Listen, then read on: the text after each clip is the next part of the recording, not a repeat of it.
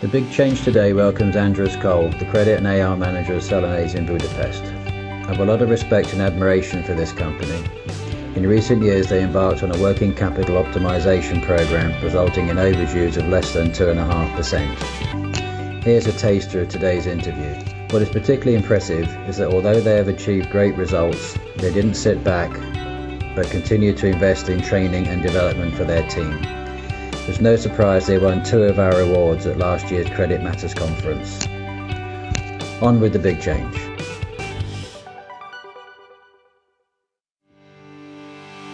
In every company, Selanese is also kind of committed, at least in the shared service center, that having like at least 5 days of training for every year for every employee, and focus on the actions much quicker but in a much open mind as well for everything. So I think it will help. I'm happy to see that in our company. I think there's a longer term kind of collaboration with other part of the businesses, mainly on the sales and commercial operations.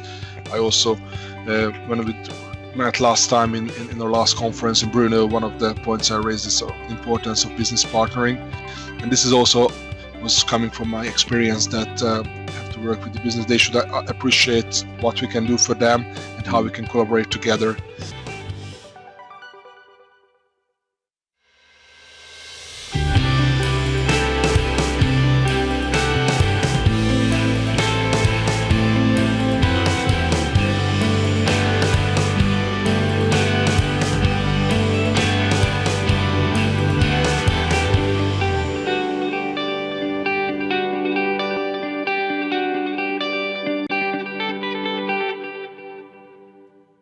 So good morning, Andras. How are you? Good morning, Mark. How are you doing? Happy Monday. Indeed it is. So how long have you been working at Selanese? It's going to be just 2 months, 2 years in a couple of weeks' time. 2 years coming up, yeah? Yeah. And what was your route into credit? Not many people actually kind of leave, go through university and say, I'm going to go work in credit. What was your path into this area? Actually, I was, after university, wanted to really work for areas, not banks, but definitely companies who are having some production and manufacturing company. There is some physical products. So I've been to a couple of big multinational companies, mainly shared service centers. But first I was doing more on the AP side and general finance side. And after that, I've been doing project management. And then my first leadership position was again in the AP and P2P side. And then after that, I was doing other part of finance, controlling, financial planning, reporting. And actually, I came to the credit, or rather, at that point, more to the O2C, the order to cash space, around 10, 12 years ago with the previous company, Diageo, when I was responsible for the customer service, collection, and also as credit management as well. And that was happening in the last 12 years when I come to Selanese as well. Right. So you've had a view of the dark side of accounts payable. So it's much better on this side, yeah. Yeah, it's different. How many people and what countries are you responsible for? At the moment, my team is up to 45 people, and we are responsible for both the Europe, Middle East, and Africa region, as well as the Americas, which is including North, Central, and South Americas. So you're managing the collections of the Americas as well? Yeah, collection, credit, and other related AR functions as well. Okay. Cash application, dispute management, and so on. How are you finding the current virus situation and working remotely? Is it managing okay? I think it's managing okay in our company, because of I think it was always in shared service center in Hungary. It was a focus on kind of flexible working anyway. And that working from home was quite a normal thing. We have up to 6 days per month for people. So with a very few exceptions, everybody is kind of using it. So when we had to make this call with our management that we have to do working from home very suddenly from one day to other, basically, then it didn't cause us too much problem. For a couple of days, we have issues some with the IT bandwidth, but it's been solved thanks to our IT colleagues very quickly. So after 1 week or so, there is no technical issue, and also in terms of the day-to-day operation, it's also working pretty well, I have to tell. Okay, so, and So you said the biggest challenge was just in some cases people had limited bandwidth at home. Yeah, so that's yes. And another point I forgot to mention, that anyway with shared service center, most of our interactions are online. Mm-hmm. So customers being on the other side of the world, or business partners within the company, still the other part or on the world, or at least the continent. Also some of our kind of functions which are partnering with us, like customer service, logistics, also working in different locations around the world. So it was not a new thing to talk with people and work online. I assume it's very different somebody working in an office environment, for example, in a production entity. How are you finding it from the point of view of your customers, from the accounts payable side, which the majority are being in an equal and opposite kind of situation? They're also largely shared services, and have you found any disruption on their side, or is the communication, the flow still similar to what it was before? It is different. One side, what you said, it's absolutely true that a lot of our counterparts in the AP or on the finance side are also big multinational shared service centers, but not all of them. Cellalis has different business lines, and there is one business line which is engineering materials. So it's like plastics, raw materials. There, quite a few of our customers are SMEs, so small and middle enterprises across Europe and also South America. So on those cases, it was more difficult because sometimes they shut down. They was not really ready for a home office environment. So those cases we had to do some kind of extra business partnering, extra networking, extra collaboration, finding the right people, finding who is working well. So it was a bit a mixed bag. Okay. And you've known us for a long time, and in our presentations and at conference training and so on, the association has always spoken about an imminent recession or a black swan that could happen at any time. Brexit being one that's still to come, and the need to have low overdues. You know, we recommend that overdues should be no more than 2.5%. How do you think companies that have, should we say, they've been a bit more casual with their receivables, how do you think they're going to be acting right now? Do you think what their situation will be? Just back to your point about, we were expecting some kind of recession. If you've been to conferences or talking with any kind of professionals in the last 12, 18 months, and also reading some professional papers or websites, we knew that it was coming. I think everybody was expecting it. I think what was kind of not expected is the speed of it, that it will happen from one day to another, that companies will close down and total kind of industries will close down, or at least slow down very quickly. So this is kind of expected, but not in this way. But if go back to your question, of course, managing the past dues was always a priority for my company, Cellalis, and also the credit situation as well. We're not using credit insurance at this moment because we feel that the strong in-house captive credit function driving bigger value. So we have quite a strong credit team. In total, it's more than 10 people covering these two regions, Americas and Europe, Middle East, and Africa. So we saw that managing the credits and also the past dues was also the front of our mind. So basically, it was not a question to do it, and for other companies who didn't have that kind of a rigid things, probably they have more difficult time now. We're also feeling it. I don't want to kind of underestimate it. In Europe, we always aim for the 2.5%. What you also put in your last year's conference is kind of one of the motto, 2.5% for the past dues and some other part as well. And then we aim for that one. And in big average, we can did it last year, or even getting much lower in some cases. And even in earlier this year in Europe, we're talking about January and February, was around 1.5% in both months, more or less. But if you look at already March, it's went to 2.2. So it's already see that it's increased, and we see that some of the cases, especially in Southern Europe, and also if you go to Western Europe, in the UK and so on, France, it's going to be even, the impact might be in April. So I think keeping the 2.5% will be challenging, and obviously also want to have a good partnership with our customers. That in some cases we have to find that when they're paying and how paying, or a couple of customers having payment plans or extended payment terms as well.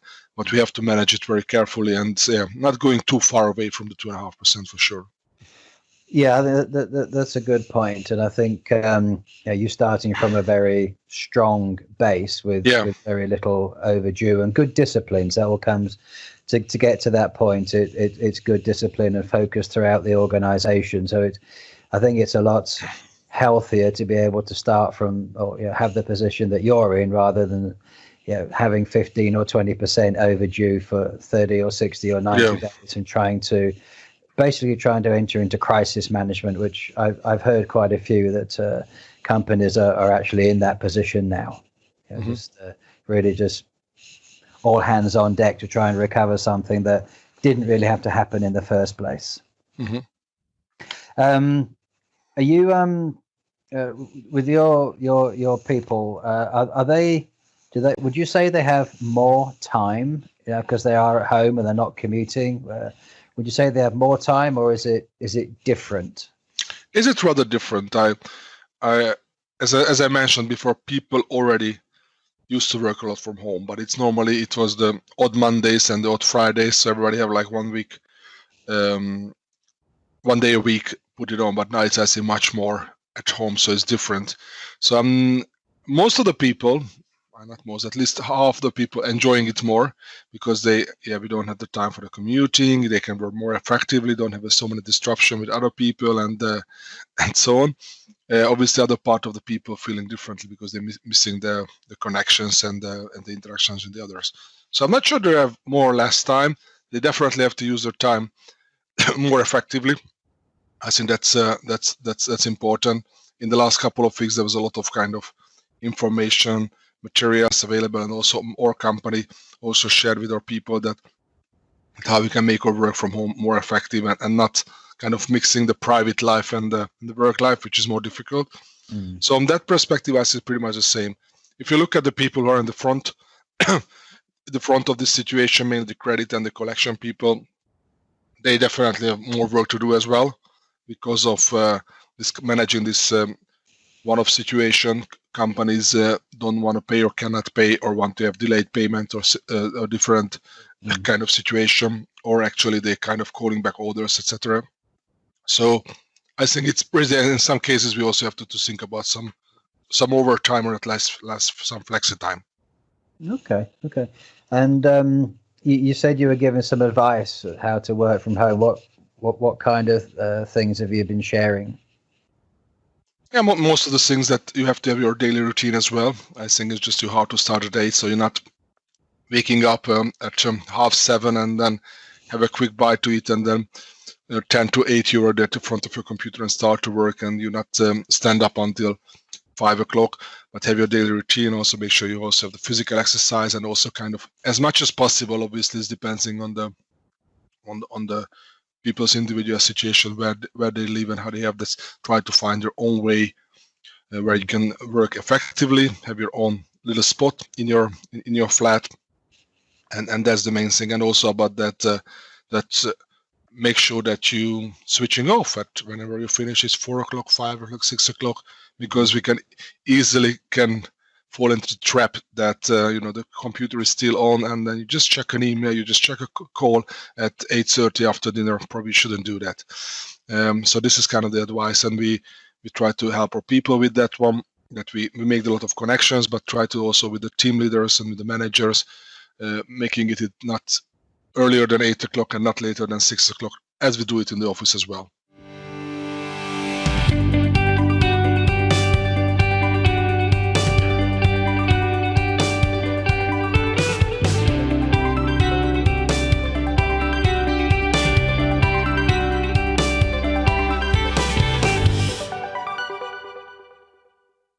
I think that's a very good point, actually, and I think it's very tempting to procrastinate, isn't it? So, well, I'll do it later, because no one's looking. And I read a great article the other day, which we're about to post on our LinkedIn page, and it said to kind of to maintain your personal disciplines, to try and work as though there is still somebody watching you, as if like you're in the workplace, basically. So. And to maintain the time disciplines, I think you're absolutely right. It's very easy to say, well, all right, I'll have my dinner and I'll do it afterwards at 8 o'clock, which you wouldn't normally do. And then you get into all sorts of other pretty bad habits, I would say. Yeah. And also last couple of days ago, we sent you the updated version of the foundation. So it's now got module 11. Yeah. And you're about to roll that out to all your people. Indeed. I'm interested how what was the conversation you had with them with regards to the time, albeit just 2 to 3 hours to do this module? What kind of conversation did you have with them to encourage them to do it? It's pretty similar as that with the previous model. We did the foundation for quite a bit of people, around 20 or so, back in the last autumn, 2019, and that we also give a longer time frame. Obviously, there was 10 modules, so we give them like up to 6 weeks to complete it. Spending a couple of hours every week to complete it on time, or a few hours a week on that one. And pretty much is the same. We're actually rolling out now, so we asked them to do it in the course of April. So they have like 2 weeks for that one. Everybody has a different rolling time, but we still kind of advise that they should do it at least, or not more than 2 or 3 shots. It's not going to like 10 minutes and then you do something else. So dedicate some time when you are at home, not before 7 and not after 6, but as part of your work time, because we still think although we are away from the office and we are not together, still development should be an important task, and we should also dedicate some time within the working hours. Like when every company's Celanese is also kind of committed, at least in the shared service center, that having like at least 5 days of training for every year for every employee in average.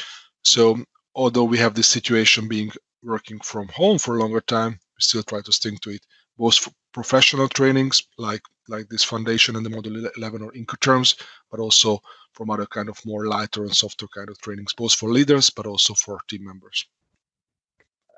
No, great, thank you. We very much appreciate your support and enthusiasm for the program. And this last 2 minutes, you've just been saying, I'm going to edit that and I'm going to play that 1 million times to the rest of the world. It's brilliant. Thank you.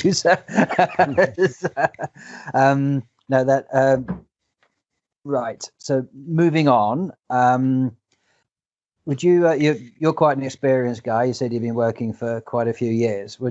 Have you seen, maybe perhaps with other companies or your customers, that a lot of employees, probably even including senior managers, a lot of companies are experiencing these difficult and challenging times for the first time? Yeah. And how do you think? What do you think their reaction is? I know you said some companies have closed SMEs temporarily. Yeah. Yeah, I think it's, if you look at the exact situation of this economical, and also I think it's not just an economical, it's impacting the whole society and way of working, way of living. Actually, for us, it's new for everybody, because we have crises, and some people in the even older myself in the 80s on the Black Monday and so on in the 80s, and there was also some crisis in the 90s with the Southeast Asia and also Russian crisis. But I say obviously most of us who are active now is learning from the economic slowdown of 2018, the credit crash. So, but now I think it's still different, because it's having also bigger and much quicker than the others. But on the other hand, obviously, who haven't experienced on that one, it's difficult for them, and this is where I see more experienced leader, either from the time perspective or from the age perspective. They have to do that. What does it mean and how to handle it, and not think about it on the short-term impact only, but also the mid-term and the long-term impact. I definitely see that things have to be done differently, and we have to be more agile and more vigilant at this point, and focus on the actions much quicker, but in a much open mind as well for everything, because I think it's a bit of cliche, but the world will not be the same as it used to be before earlier this year. So I think we have to show kind of the examples of that. I have a nice saying, but also it's a song as well by Billy Ocean. You might know it, Mark. It's like that: when the going gets tough, the stuff gets going. Yes, and I think this song was coming to my mind a couple of times in the last couple of weeks. I also shared with some of my team. I like the song itself. It's also funny, especially the video clip with Michael Douglas and Danny DeVito. But the saying and the meaning, I think it's even more important that when there are tough times like that, then we have to also act tougher or differently and more agile and with more speed, but still with a lot of respect and patience to the other people.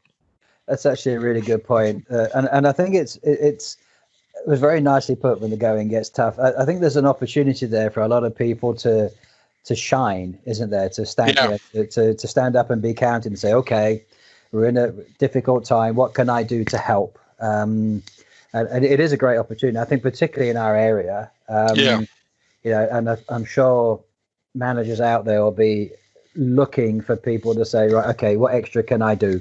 What do you need? Where can I help? Yes. It's a wonderful opportunity for people that are looking for a career path or ways to identify themselves. This is a perfect time to do that, isn't it? To do that little bit extra. Yeah. And I think that's, one would hope that's one of the positives that we can draw from this current situation. Indeed, and definitely it will, in a lot of industries, being it any kind of industry, it will obviously will be a differentiator that some of them can act quicker or maybe have a stronger business or financial health, then probably can come out at least stronger or at least not weaker from this crisis in a couple of weeks or months' time or years. I'm not sure yet how is the curve going to look like. We're talking a lot about the curve of obviously the virus, the disease, and how is it spread. But definitely there is the big curve around the economical situation as well.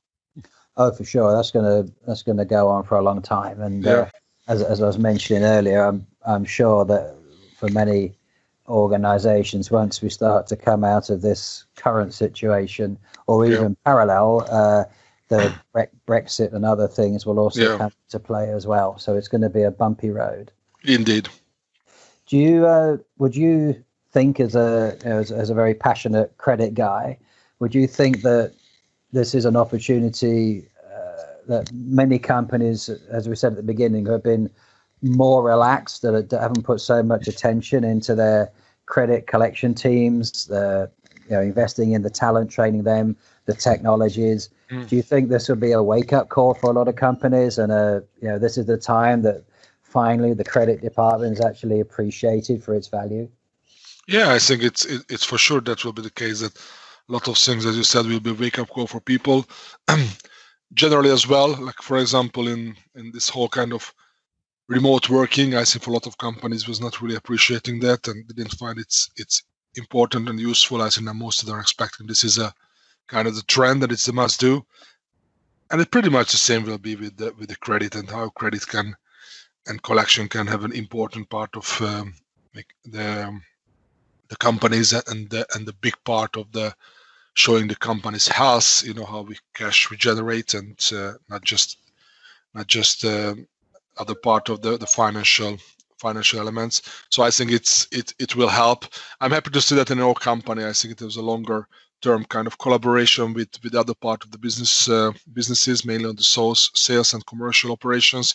I also, when we met last time in our last conference in Brno, one of the points I raised is the importance of business partnering. And this is also was coming from my experience that have to work with the business. They should appreciate what we can do for them and how we can collaborate together. And for those companies or for those business units that didn't was coming, I think it's definitely a wake up call that the importance of credit and collection, both long and short term, is big. Well, it is. We are talking about the biggest asset in any company, really, aren't we? The trade receivables. So yes, it needs to be looked after with great respect. So just to round off then, and thank you for your time this morning. It's been a real pleasure talking to you. But just to finish, knowing what we know at this time, what advice would you share with your colleagues in the wider credit community? There is, I think, a very short-term point as well, that as I mentioned earlier, that we have to be really agile and vigilant, and we have to stay on the top of our game much more than before. For example, I'll just give you an example. We had some business reviews for every month or every quarter for some of the regions or business lines within Celanese, but now it's every week or every second week. So we have to drive it. If you are lucky, as I am in some cases, the business leaders or business vice presidents, I also kind of sees the needs, but in some cases we have to drive it as a credit and AR functions for sure, and finance function. So that's an important part. The other part is like for everybody is to take care of your people. You mentioned, Mark, it's a good opportunity for people to shine and giving development opportunities who are there. On the other hand, we also have to kind of be respectful for those people who are not as much on that one, because they're also driving value, and we have to find out who are the people who are still doing a solid job, maybe not shining at your back, but a very important backbone of the company. And for those people, we also have to find the way to kind of develop and support them. Maybe for them, it's just making sure that they are effective from their home working, and also adding additional knowledge for them, for example, how they handle the situation. So I think the shorter term and the immediate one is to managing it effectively, but also the mid-more term, just to how you can still develop your people and develop your processes, regardless of where they are and how you're impacting their credit function. Excellent advice. Thanks very much. It's as I said, it's been a real pleasure talking to you today. Thank you for your time, and I'll catch up with you very soon. All the best. Stay safe. Thank you very much, Mark. Thanks for the opportunity. Have a great day. Bye-bye. Thank you.